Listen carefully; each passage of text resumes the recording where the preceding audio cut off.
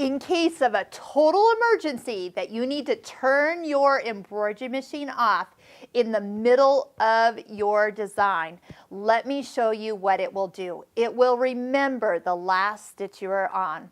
So here's what I'm going to do is I've got a design pulled up, and I'm going to just pretend kind of virtual sew, and I'm moving it to stitch number somewhere in the 400s. Okay.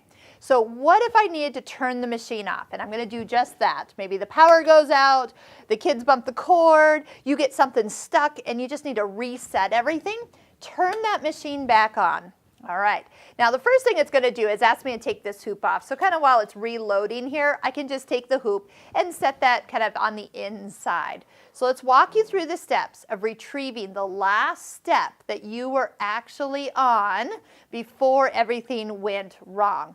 Now, speaking of things, if you do lose power, is number one, make sure your machine is plugged into a battery backup. That would actually let you just keep stitching and not have any interruption of power. Anyway, that's always the best. Surge protectors, they're okay. Battery backups are better. Okay, follow the directions on screen. Right now it wants to make sure that the hoop is not attached. So I have already done that, but if it was still attached, you will need to take it off. Touch the green check mark. This is kind of recalibrating the embroidery hoop and just making sure that everything is reset the way it actually is. Okay, so what I want to do, the design comes up, touch the little needle and thread.